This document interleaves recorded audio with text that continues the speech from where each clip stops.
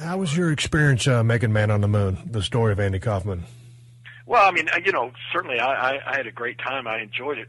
The only exception was the fact that it was tough working with Jim Carrey, because for some reason, one reason or other, Jim Carrey was so, I don't know if it's method acting or whatever, but he was so wanted to be so in character. He would show up every day on the set already dressed, already in makeup as Andy. Nobody, even the director, and the director was Milos Forman, who directed Amadeus and One Flew Over the Cuckoo's Nest. Yeah. He was one of the most famous directors ever. Even he was not allowed to refer to him as Jim Carrey. Everybody had to refer to him as Andy. Right. I mean, and so that's how in character he was. And so apparently, one day I asked Milos Forman, I said, does this guy, has he even read the script? Does he not know that Andy and I were really friends? Because he treated me throughout the movie like Andy and I acted always on television, right, like we were bitter enemies, you know. Right. I mean, he threw eggs at me at one time. He threw a bottle of juice that busted at my feet at me one time, and then actually one time during the filming of the fight scene, he was so into wanting to do and experience everything that Andy experienced. We were getting ready to, we were doing the pile driver scene, so he had actually called the week before we flew out to Hollywood to do the thing. He called. I got a call in like 2:30 in the morning, and I wake up and it's Jim Carrey and Danny DeVito and somebody from the studio and an insurance guy. 4 people on a conference call with me at 2:30 in the morning, and I'm like, what the hell? Anyway, and Jim Carrey and them are asking me, do you think it would be possible for me to actually give Jim a pile driver without him getting hurt? And because Jim was adamant on the fact that he didn't want to use a stunt double. He wanted me to actually give him a pile driver so that it would be so realistic. And it would be just like what happened to Andy. But the movie, the people that were doing the movie, the insurance people and all this, they were against it. Danny DeVito was one of the producers. He was against it. Right. And but Jim was getting me on the line to try to convince him that there was no way he could get hurt. And so I'm telling him, I said, well, I've given a pile driver to 1,000 people, and I've never really hurt anybody yet. So I'm pretty confident I could do it, without him getting hurt. But anyway, one thing led to another. They wouldn't allow it. So we're getting ready to film the scene out in Hollywood, and they had a stunt double that looked as much like Jim Carrey as Jim Carrey did. It was amazing. Yeah. This guy's all dressed up just like Jim Carrey, and so they had when they're filming, they took the Olympic Auditorium out there, and they tried to make it look like the Mid-South Coliseum. And a funny story, and I guess the writers were from Hollywood, and they bought into so much of the shtick that Andy had said. We get out there and get ready to film this scene, and it's supposed to be the Mid-South Coliseum. And Steve, I look in the audience, and they've got probably 1,000 extras in this audience, and about half of them are wearing straw hats and overalls. That's from the South, right? Cowboy hats, right? Yeah.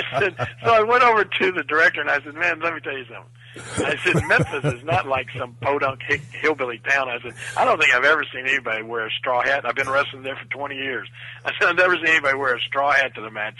And I said, and not all of these cowboy hats either. I said, it's not like a hillbilly town. I said, Memphis is a blues town. It's not that, So I swear this costuming guy gets out a megaphone. He goes up and says, everybody that's wearing a cowboy hat, lose the cowboy hat and straw hats, put them under your seats.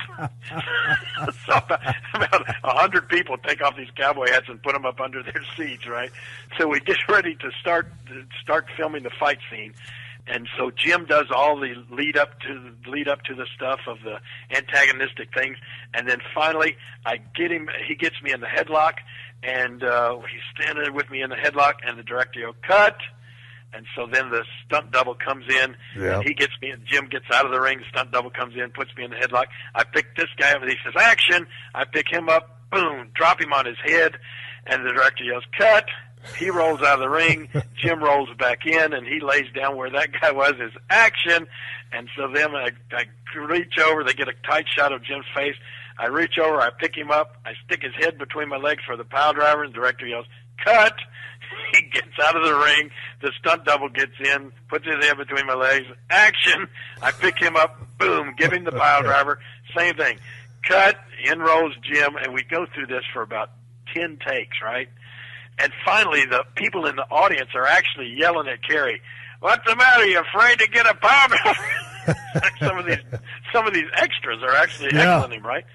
And so we're getting ready, and this was amazing. It was like director Milos Forman gets on the microphone and says, "Ladies and gentlemen, I know you're getting antsy. I promise you this is the last take. We're going to do this one more time. We're just readjusting some lights. This is going to be the last take, and then we'll call it a wrap. Everybody will be able to go home."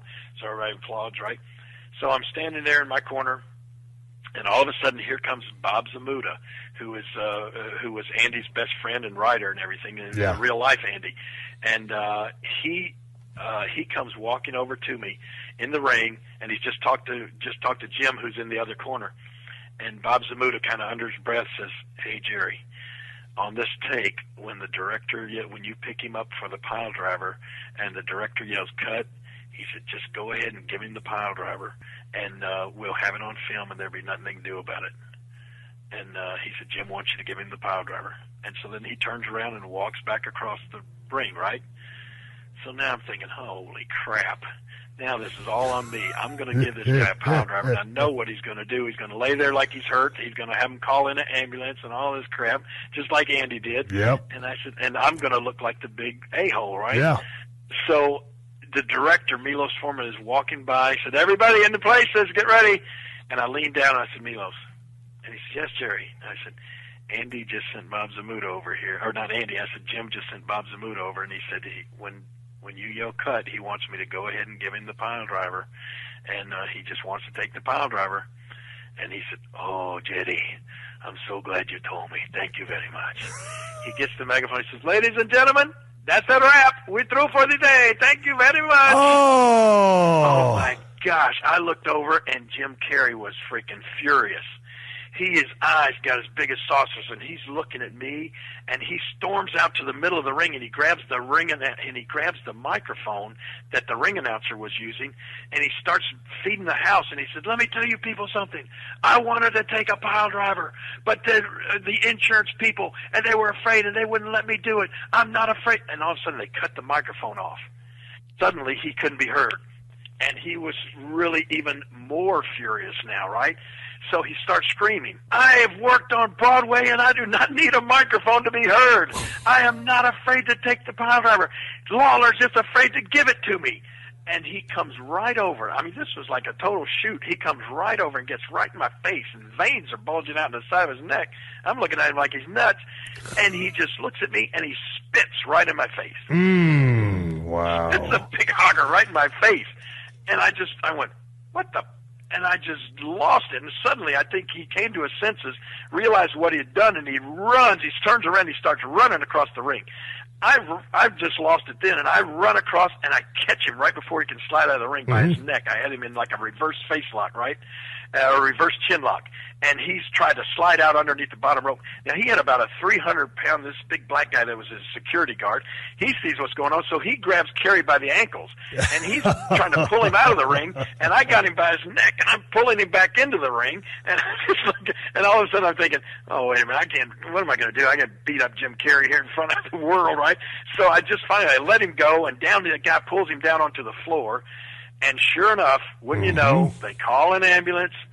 He goes to the hospital. I go back to my trailer and everything, and he goes to the hospital, and I didn't hear any more until later on that night at like 11 o'clock news.